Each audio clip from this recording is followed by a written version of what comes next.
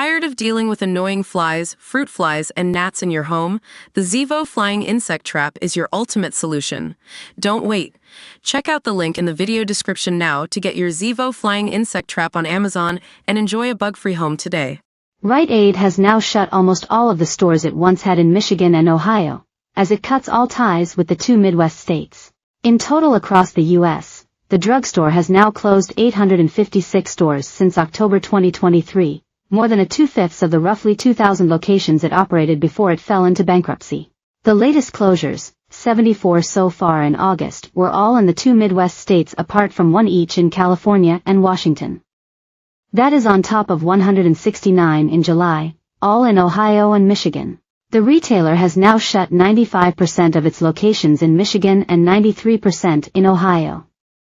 Given the rate of filing new closures every few days, its withdrawal from the two states could be complete in weeks. There are just a dozen left in each, yet under a year ago the two states had the fourth and fifth highest number of Rite Aids in the U.S.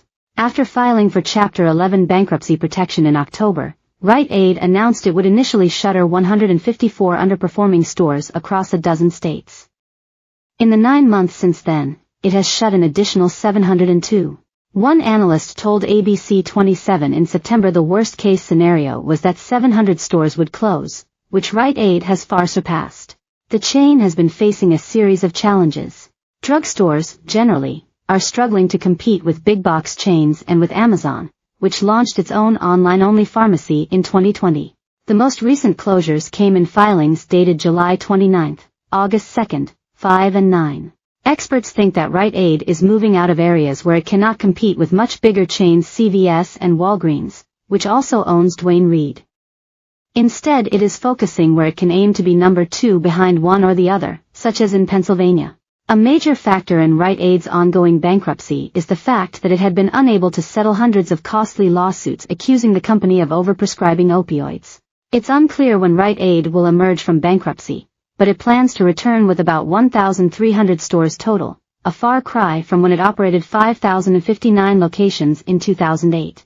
Rite Aid is hoping to get itself back onto a firm financial footing, although it will emerge from bankruptcy as a much smaller business with far fewer stores, Neil Saunders, managing director of Global Data, told DailyMail.com. DailyMail.com approached Rite Aid for comment but didn't receive an immediate response. Walgreens, the second largest pharmacy in the U.S. behind CVS, is grappling with its own financial troubles, announcing last month it would close a significant number of its 8,700 U.S. stores.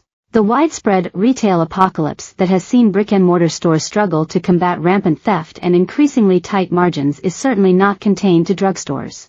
There were almost 2,600 store closures in the first 4 months of 2024. If that trend continues, almost 8,000 will have been lost by the end of the year.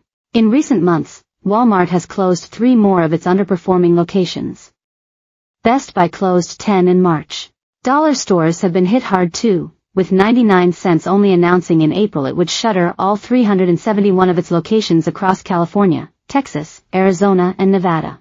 The 1,000 closures of Family Dollar and its sister company Dollar Tree will happen over the next 3 years. Express, a mall staple, filed for bankruptcy in April and said it would shut 95 Express outlets alongside all of its Up West stores. At the start of May, Rue 21, the teen fashion chain that is a fixture in malls across America, also said it will shut all its 543 U.S. stores after going bust. Badcock Home Furniture More said at the end of July it is closing all its 380 stores dotted around the South after it fell into bankruptcy earlier this year. And last week, it merged that Big Lots is shutting 315 stores across multiple states as its financial woes get worse.